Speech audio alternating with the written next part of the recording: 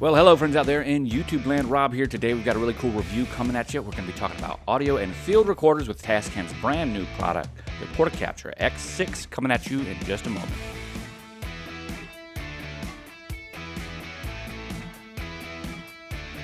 Hey friends out there, once again, Rob here. I'm with Robert Hand Photography. I use my field recorders to all kinds of things, and I want to share with you a brand new announcement that's available right now. You can get it on Amazon or B&H or over on Adorama. You can get it at Sweetwater. The Portacapture X6, the little brother to Tascam's Portacapture X8, which we will be talking about today. We're going to go over a couple of things, specifically how they're different. I'm going to tell you the features, compare the X6 to the X8, why I like it, and give you some buying advice whether or not you should want it. There are some major changes with the X6, and we really want to be aware of those. There's also some really interesting pricing information.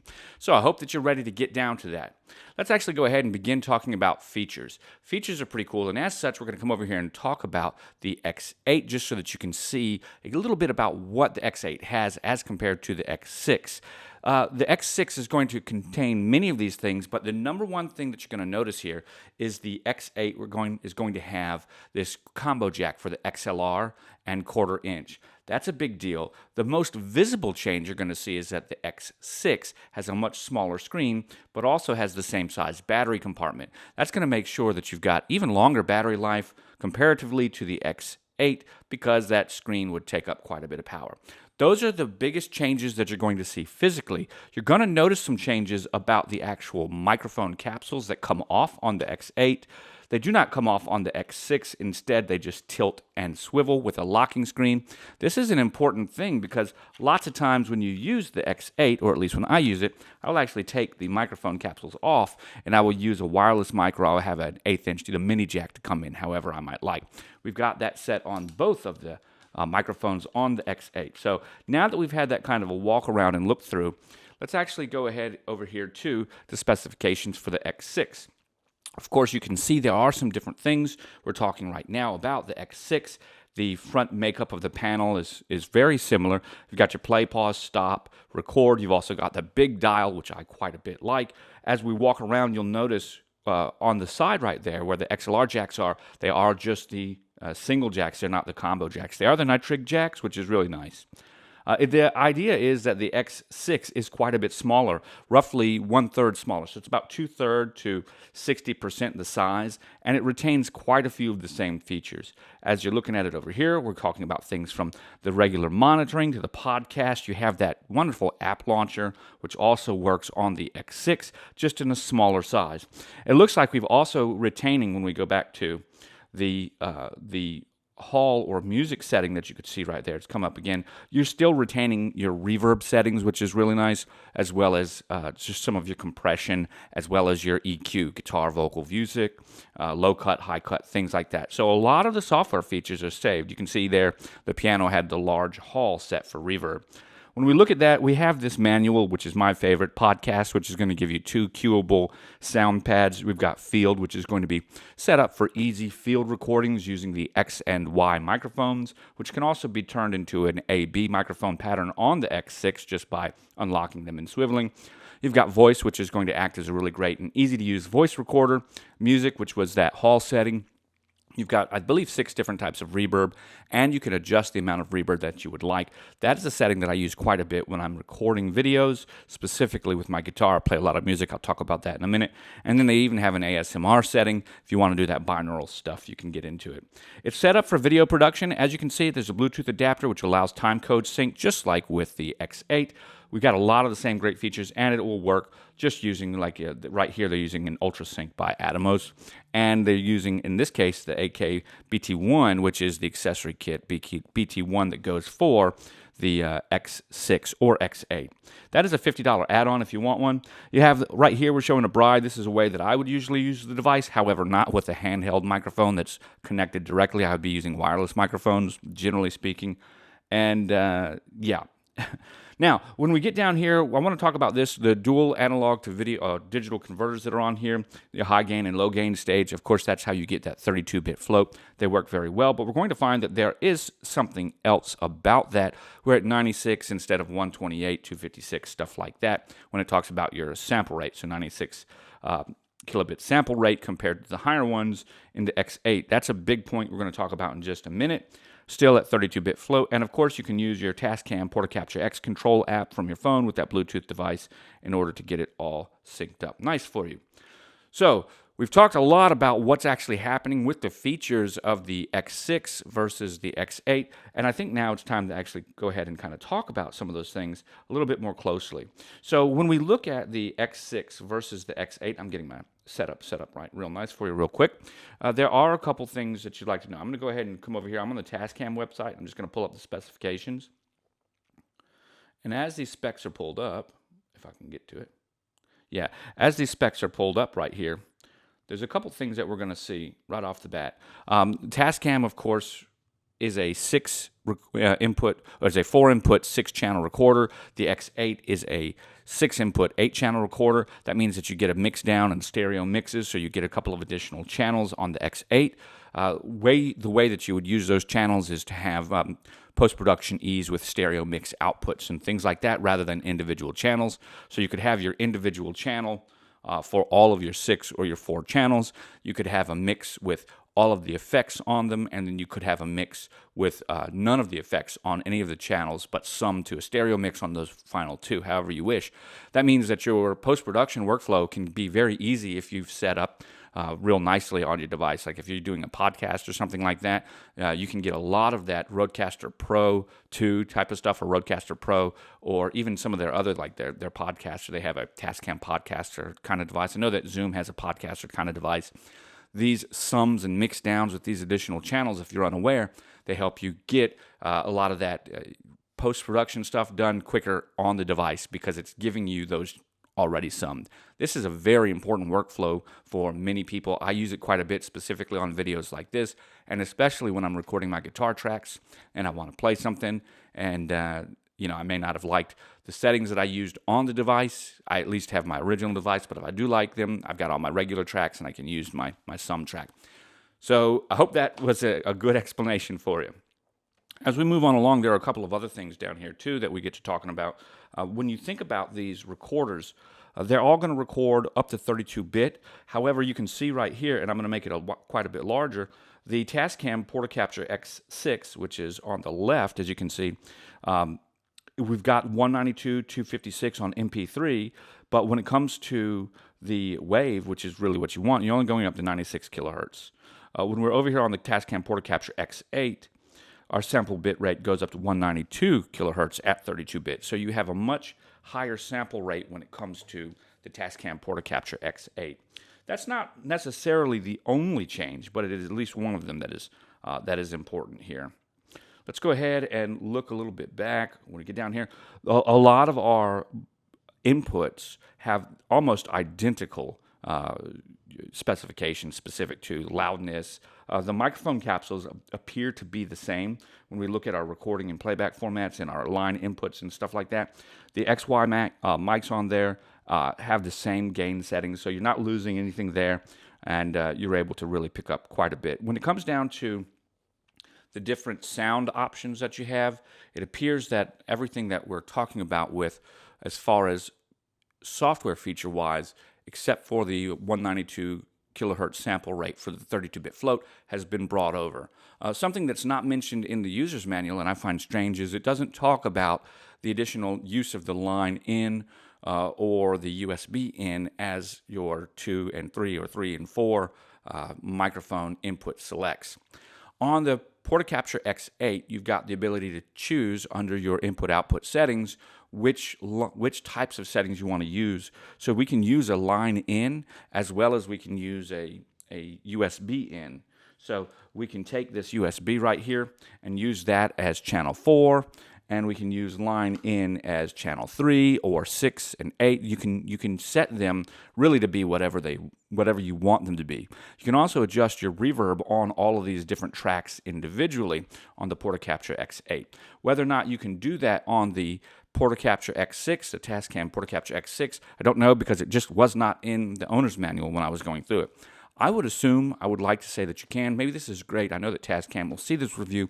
If you could just pin a little comment down below, Tascam, just say, yeah, that's there. We're going to assume that it is there because it's a software feature that Doesn't seem like it would be gone. However, I just didn't see it.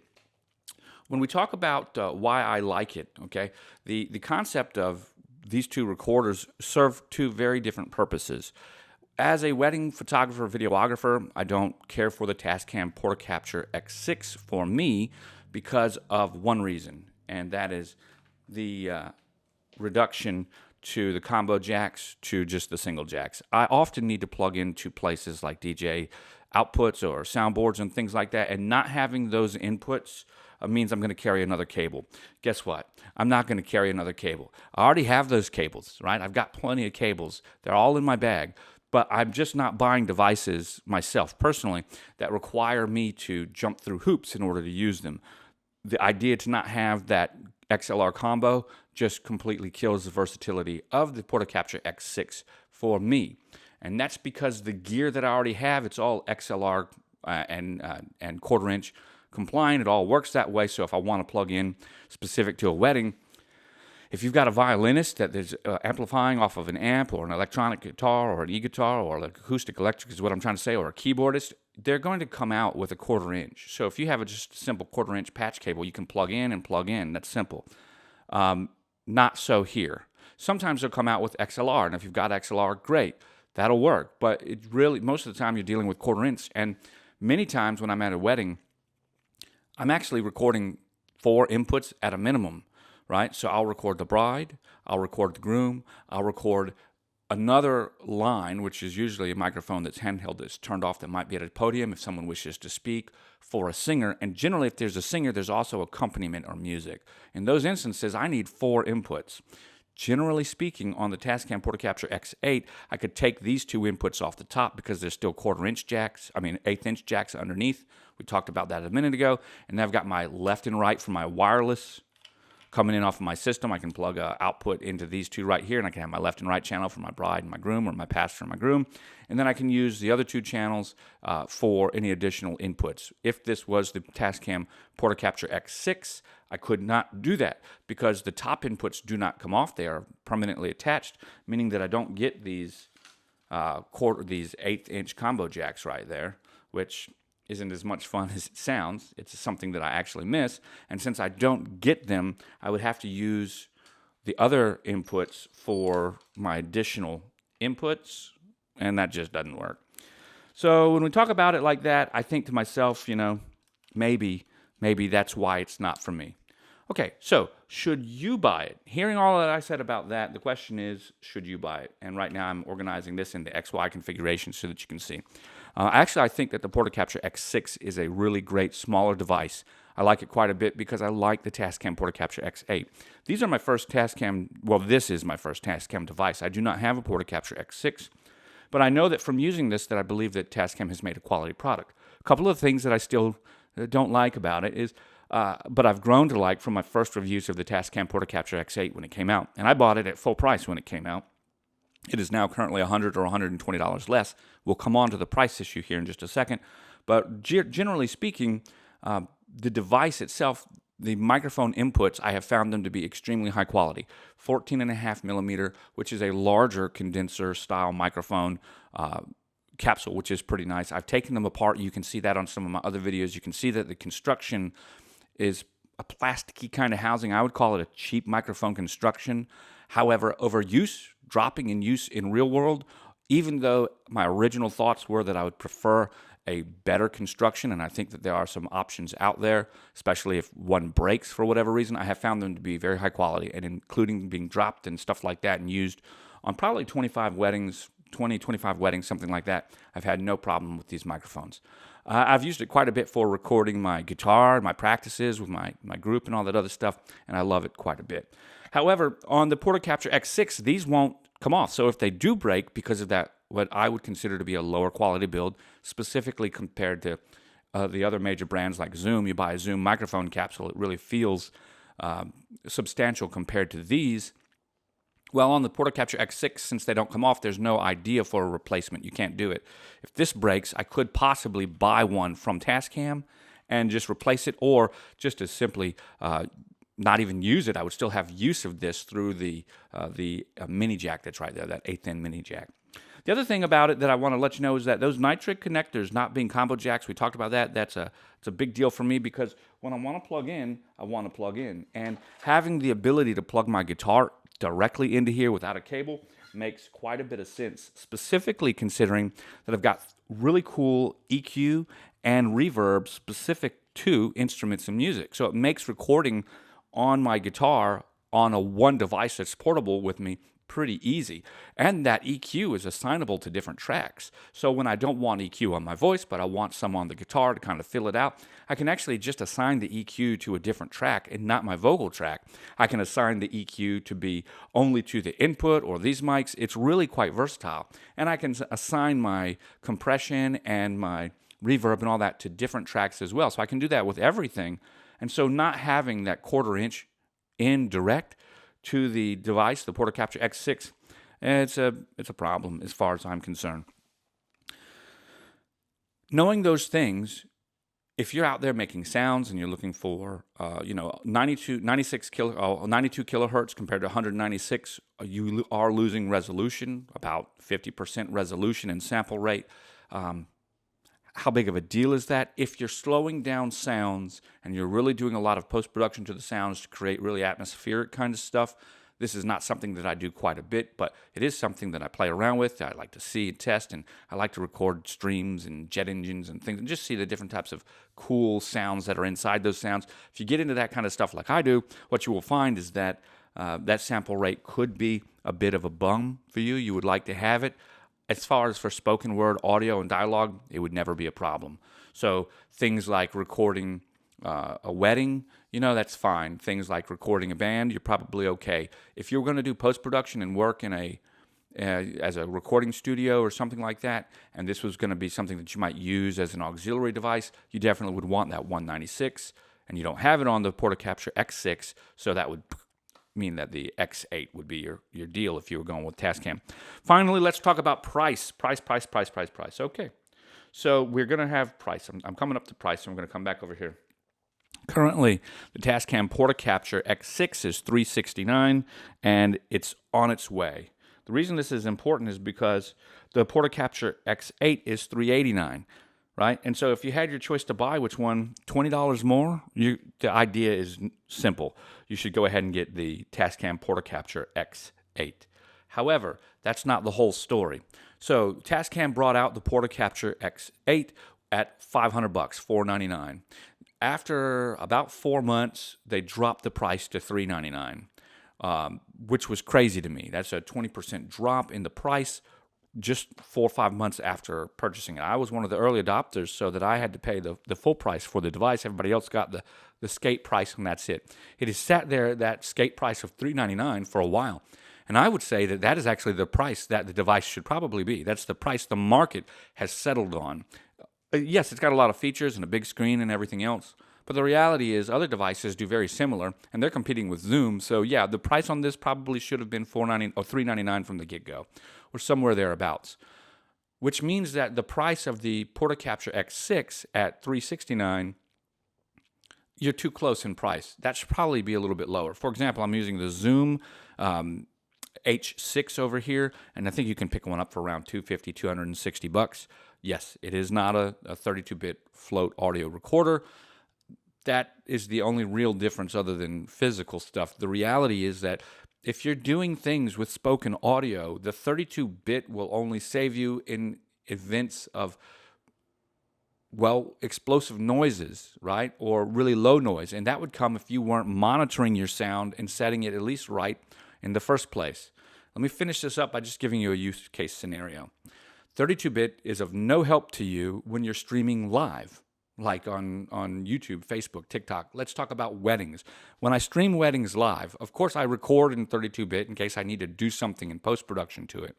But that live stream, that audio has to be going out, streaming out at the appropriate levels in the first place, which means that 32-bit in the instance of me recording and live streaming a wedding, live streaming an event, doesn't help in the moment, right? Because I have to set my levels properly. Or else my audio will peak and distort for my live stream and I'll lose viewers. So I'm already going about setting the levels correctly. So in this event, 32-bit doesn't really help in the live stream settings because you're already setting your levels properly.